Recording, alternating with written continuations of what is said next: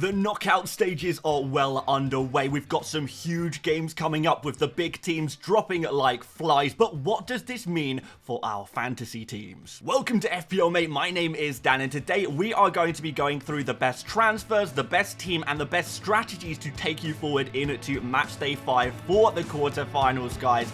Let's get started. Okay guys, so we have got 3 free transfers to use for Matchday 5, and if you've got a wild card as well, it might be worth using that this match day, as there could be a few changes you need to make to your team to set yourself up for the rest of the tournament. But no matter how you're using your transfers, we are going to be able to help you out today with some suggestions. Now, I think this is the best place to start off and have a look at this graphic, because what we've got here is the quarterfinals winners odds, who we think are most likely to progress to the semi-finals of the competition. And it's very important that we do get things right here, because next round we actually only get 4 transfers to use to fix our teams if anything goes wrong. So looking at this, we can see some teams we have a clear favorite, and other games maybe not so much. So first of all, the first game is going to be Spain versus Germany, and that's pretty even in terms of those odds on who is going to go through. So I would suggest only picking 1 or 2 players from each of this team, because it's very likely that you are going to get a lot of players knocked out if you pick too many of these players. Now, going to the next game, Portugal versus France. France are favourites here, but it's not an out-and-out favourite. So I think you could still potentially go for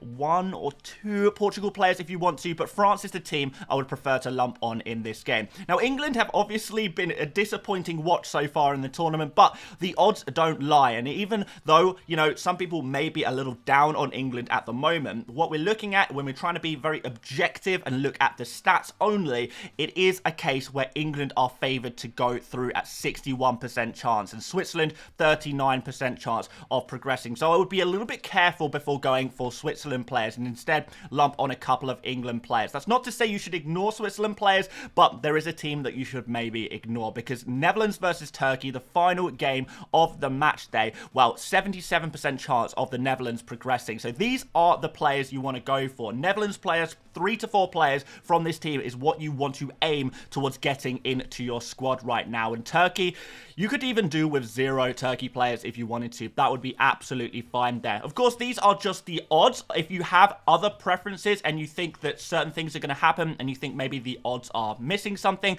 that's fine too. But this is the point in the tournament where you really need to start thinking about who is going to progress through the tournament to make sure you've got a healthy squad for following match days. And we're going to talk you through a very balanced team right now that is going to be able to capitalize on the odds we have in front of us and strategize and plan towards the future as well. So let's go ahead with that. Of course, guys, if you are enjoying the content, make sure you do drop a like and subscribe for more. But I want to talk about the goalkeeper in this team, and that is going to be Magnon. Yes, Magnon is going to be our goalkeeper for this team, and what we need to do when choosing our goalkeepers for the remainder of the tournament is we need to have one goalkeeper from one half of the draw and another goalkeeper from the other half of the draw, because we have one half of the draw playing the first day on the 5th of July, and the second half will play on the 6th of July. We'll have the same situation in the semi-finals. So you need one player from, well, you basically have 4 options for your first goalkeeper, and that's going to be Simon, Neuer, Costa, or Magnon. You need to pick one of those 4 players, and which one is up to you.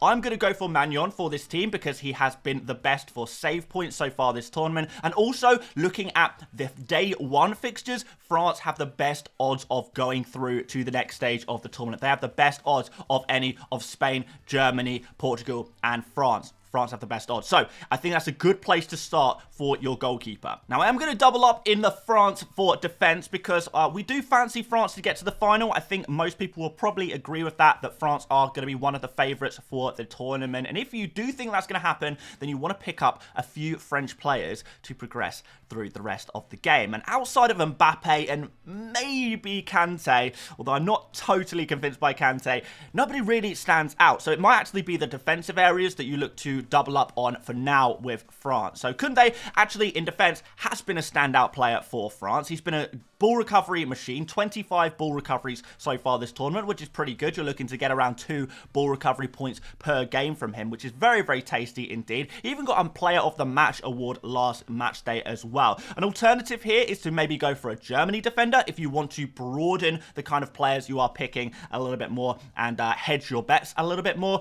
Rudiger is obviously the standout Germany defender, but Mittelstadt is definitely an option too. Of course, with the Germany versus Spain game, we will get early team news for that fixture, guys. So do make sure you are saving your moves for the last second when it comes to Germany players. We'll get that news an hour before deadline. We've got Pepe up next, averaging 10 ball recoveries per start, which is just ludicrous. That is absolutely insane. It is so good. So looking at 3 or more ball recoveries per game for him. He actually got 4 ball recovery points last match day, which was incredible for him. So in the case where we think that Portugal will maybe lose to France, I know there's still a good chance that Portugal will go through. The worst case scenario is you're going to get a bunch of ball recoveries from this player, even if he does end up going out, even if France do end up scoring. So you can get some points in this different way from usual. And I think ball recovery points are actually going to be really important for the final few match days because, you know, with so few teams left to choose from, there's not really too many avenues for points as there were previously, particularly as everyone's got a tough game from now on, other than maybe one team that we will be talking about later on. So if Portugal do surprise France, you've got a player ready from Portugal to go to the semi-finals. And if you don't want your team to look like a retirement home, you can also go for Nuno Mendes as an alternative at the same price from Portugal. But I just love Pepe for his ball recoveries. It's just been so good.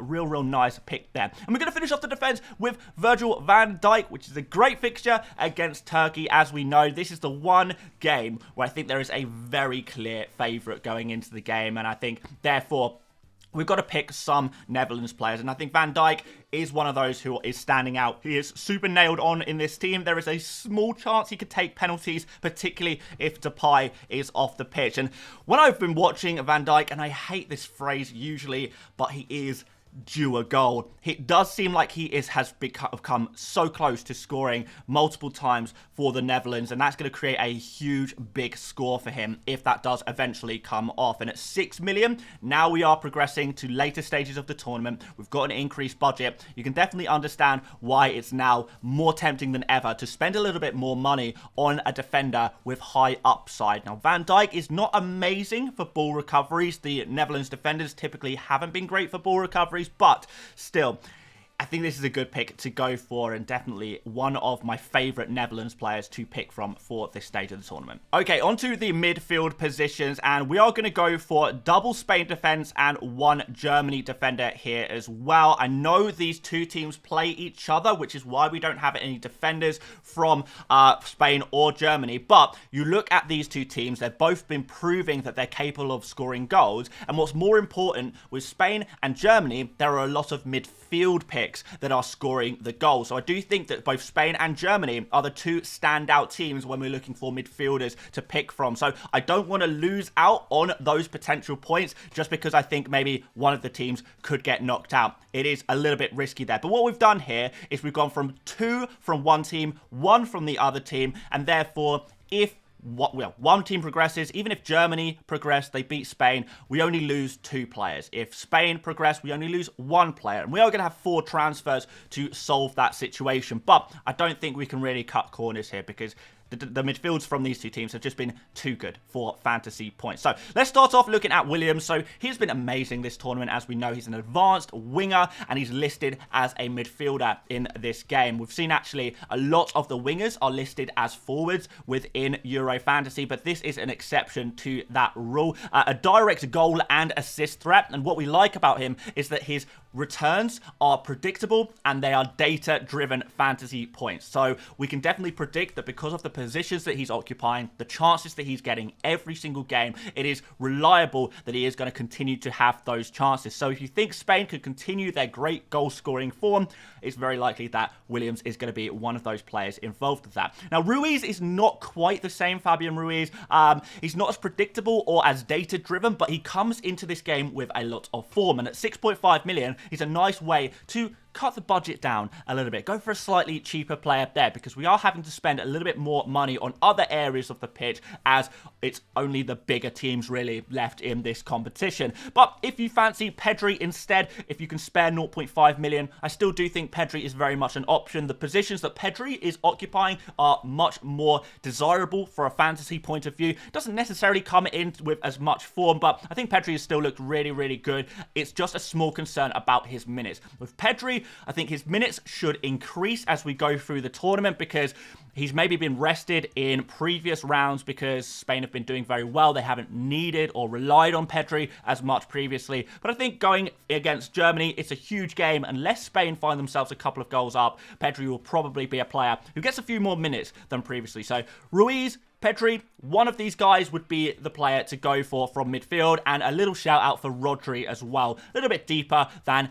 either of Ruiz and Pedri, and certainly deeper than Williams. But penalties is always going to be useful, and we know that Rodri has that ability to pop up and do something magical in those moments. Musiala, again, another fantastic player throughout this tournament. So far, what are we saying, guys? Musiala, player of the tournament so far? Let me know what your thoughts are on that one. I personally think that Musiala has been the player of the tournament so far. It looks really, really good. So even if Spain do win this game, Musiala is just too good to leave out, because he will get you points, or is likely to get you points, even if he doesn't progress into the next stage of the tournament. So I do think as hosts, you do have to fancy Germany a little bit, but Spain, Germany, this is the toughest fixtures to call out of the lot. Musiala, even if Germany get knocked out, I fancy him for a goal or an assist in this game. And if Germany do progress, it's going to be because of Musiala's ability to, well, get goals and therefore get you fantasy points, which is what we're all here for, right, guys? Bellingham is the final midfielder in this team. If you want to back the odds with England, then he is probably one of the players to go for, of course. If you don't fancy England, I know a lot of people in the comments will be saying already, Dan, England are terrible, I don't want to pick any England players. That is absolutely fine as well. You've got to play your own game. But for me, to try and create a balanced team that is data-driven, that is stats-driven, that is, you know, just no bias going on, because I'm trying to be as unbiased as possible here. Bellingham makes the cut, and he is very much a moments player. He's proven that again with England in the last round, with that bicycle kick, a moment of brilliance sending England through, and it actually could rely on another great Bellingham moment to push England through to the next stage of the tournament. But that is why England are favourites. It's because even if they are in some bad form, they have such brilliant players like Bellingham, like Kane, that they can just produce something seemingly from nothing. So that's definitely a kind of player you want to have in your fantasy team right now, particularly as there aren't too many midfield options going into this particular stage of the tournament, particularly outside of Germany and Spain. I don't really know where I'm looking for midfielders. There's not too much out there, and Bellingham is certainly a player who's done very well so far in this tournament. Moving up front, we have got Kylian Mbappe, who admittedly has been a little disappointing so far this tournament. I'm sure we all expected bigger things from him so far, but it hasn't happened so far. But what we have to say about Mbappe is that he is nailed on. He will start every game for France and probably play 90 minutes every game for France, 120 minutes if it goes through to additional time. And I think that's another benefit of picking players from these closer games, particularly attacking players, because attacking players often, particularly if they are nailed on players who are super crucial to their team, if you can pick these kind of players out like Mbappe, like Musiala, like Bellingham, if they play 120 minutes, they are going to benefit from that more than a defender might benefit from that, or more than a kind of rotation risk player, a substitution risk player would benefit from that, because there's more minutes to score goals. Quite frankly, it's as simple as that. And Mbappe is a proven goal scorer. He is nailed on. He is talismanic for his team, and he's a penalty taker as well. 120 minutes of football in a close, tight game is more minutes for a penalty to be given in France's favour. So more opportunity increases the odds of that happening. And of course, speaking of odds, France are going to be one of those teams that are odds on to go all the way through the tournament as well. So you get your France players that you can continue to progress with. And remember, guys, yes, Mbappe has disappointed so far this tournament, but he can explode at any moment. Not literally, I hope. But just at the World Cup last year, the year before, he did really, really well, scored a whole bunch of goals, and everyone was like, yeah, This is Mbappe. This is what he does. He shines on the big stage. This is why he is one of the world's best players, if not the world's greatest football player at this moment anyway. And therefore, he's got to be picked in your fantasy teams. Kane, similar situation. A penalty taker, a talisman, nailed on for 120 minutes if England don't manage to win in regular time, as they didn't in the last stage of the tournament. He always finds a way of getting those points, does this Harry Kane, and, unless he doesn't. But there's actually not too many options for forwards if we're looking for forwards who are going to progress further in the tournament, or are likely to progress further in the tournament. So I think Kane is definitely somewhere I would be looking. But if you don't fancy a player like Kane, it could be worth doubling up on the Netherlands attack. I'd be looking at players like Depay, who obviously has a lot of set-piece opportunities to get points, and Marlon, potentially coming into the team. He did well coming off the bench last game, so maybe he can come in from the start in this game. But again, Marlon, maybe even Depay, maybe not so great for minutes for the Netherlands. And I think, to be honest, looking at this Netherlands attack, maybe they do substitute a couple of players in the attacking positions if they are doing well earlier on in the game. So that is just something to be aware of. Netherlands players, probably riskier for minutes. You expect other teams to get more minutes out of their players than perhaps the Netherlands, because Netherlands should wrap things up in 90 minutes, and also you expect them to do quite well. No offense to Turkey, but come on, we've got to talk about the odds. We've got to talk about the favourites here, because that is how we're going to try and be objective with our picks. But Cody Gakpo is in this team. He's just in such good form at the moment, so it's very difficult to ignore him at this point. Maybe I have ignored him a little bit too much so far in this tournament, but he's got a great route to the final. Even if, they beat Turkey, after that, they've got England, and you would probably fancy Netherlands to maybe get some opportunities against England potentially. And Turkey have just been a typically weaker defence throughout the tournament. So I think it's a really good idea to go for at least one Netherlands attacker. I would actually try and get two Netherlands attackers in if possible. Two attackers, two defenders probably seems a sensible way of divvying out your Netherlands slots in your team. So on the bench, we have got Jordan Pickford. And for me, I think we need some England defensive cover. There's probably going to be Pickford as the best goalkeeper on this side of the draw. The other options from the other side of the draw are Sommer, Verbruggen, and whichever Turkey goalkeeper starts. We're not exactly sure who that's going to be. So realistically, if we're looking at goalkeepers to put on your bench, it's pretty much going to be Verbruggen or Pickford, unless you really want to push it and go for Sommer. Those are really your only options at this moment. You could go for Verbruggen, in fairness. That would mean that you switch one of your Netherlands defenders from an England defender. But looking through the England defenders, I'm not really sure anyone stands out to me anymore outside of Mark Gay, who was obviously getting a lot of those ball recovery points, which was so useful from him. But he is going to be suspended for this game, which kind of leaves us a little shorter on England defensive options, particularly ones that are good value for money. I still think there's a little bit of concern about whether Trent will start. Walker and Stones haven't really been doing too much for ball recoveries, not really much goal threat either there. Trippier is always a whisker away from maybe a change up in strategy or tactic for England, and maybe Trippier doesn't start either. So it's difficult to pick out a player outside of maybe Stones. You could go for an England defender, but I'm not sure. I think go for Pickford, and I think go for a Netherlands defender, because those Netherlands defenders seem to have a higher upside than those England defenders. They have better attacking ability, better attacking potential, and I think you're more likely to get a goal or an assist out of a Van Dijk or an Ake than you are with a Stones or a Walker, for example. Of course, if Trent does start, that maybe changes things, but there's no way of us knowing that at this particular moment. We have got Simmons in this team. He's probably the most debatable pick in this team. I mean, he's okay. He's got assists in each of the last two games for the Netherlands, which is pretty decent. He should be good for minutes as well. I think earlier on in the tournament, we were a little worried about Simmons, his minutes, and him getting substituted earlier on in games was maybe a little bit questionable as well. But at this point, he seems to be nailed on to start each game for Netherlands, which is good. He's another player who's likely to progress, and he is another Netherlands player to add to your team. So unless you're going for double Netherlands forwards, it's probably a good idea to go for Simmons as your last midfielder. But love to hear from you guys. Is there any other midfielders you like the look of? Would you consider doubling up on the Germany midfield, for example? Could Gundogan come back into the conversation? Would you maybe even consider a Germany forward? I don't really know if there's enough room for a Germany forward in the teams these days, but Still definitely an option as well. Let's move on to Ake.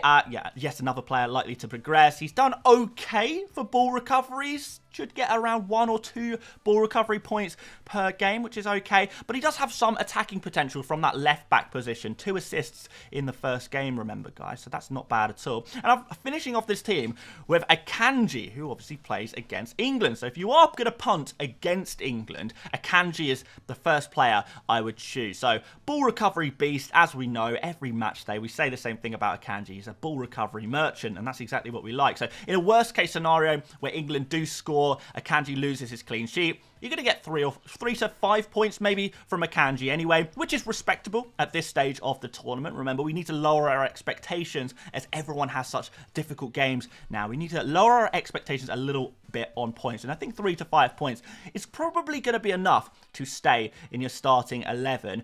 England have been struggling in attack a little bit, to be fair. Maybe that's an understatement, maybe not. But if that's the case, well, Akanji does have some clean sheet potential as well. So the best case scenario is that he qualifies, he gets a clean sheet, you get those ball recovery points as well, maybe even man of the match, because if England struggle to score goals, it is going to be because Akanji has had such a brilliant game. And in that case, you're going to have the best Switzerland player in the semi-finals. Well, probably against Netherlands, maybe against Turkey. It's a good side of the draw for whoever progresses out of England and Switzerland. So that is the team. Let's talk about captains briefly. And I think right now, the most obvious captains to go for, the easiest for me to sell to you, I guess, as captains, would be Mbappe against Portugal for your day 1 captain on the 5th of July, and Gakpo as your second captain on the 6th of July. But because there's only 2 days worth of captains, it means we have a lot more options. We have a lot of great players to choose from here as well. So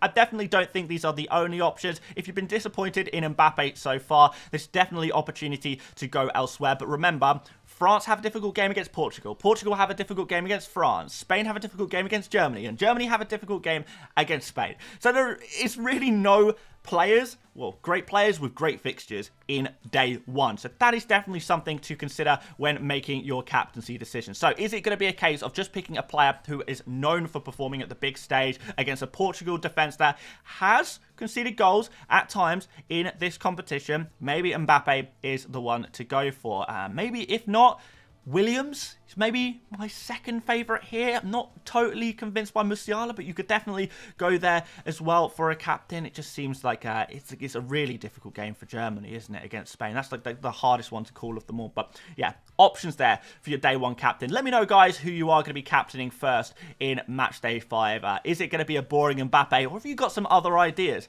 Be good to hear from you guys. In terms of day 2, we've got a Netherlands team with a favourable fixture, and I think, therefore, it's very easy to just go for a Netherlands attacker, particularly a player in form right now. It's a little bit more obvious for Gakpo for your day 2 captain, unless you are very much on the side of England. You know, you really fancy England, then maybe you go Kane or Bellingham, or, you know, if you want to take a risk and go for a Van Dijk, that could potentially work as well, but I wouldn't go really further than that. So Gakpo, Kane, Bellingham, or Van Dijk. No one else really in the conversation for day 2, unlike day 1, where the debate can run and run. But guys, that is the team. Let me know what you think about it. If you did enjoy this video, make sure you do drop a like. Subscribe if you haven't done already, and we will be back with more streams, more videos to help you through the remainder of Euro Fantasy 2024. See you later, mates.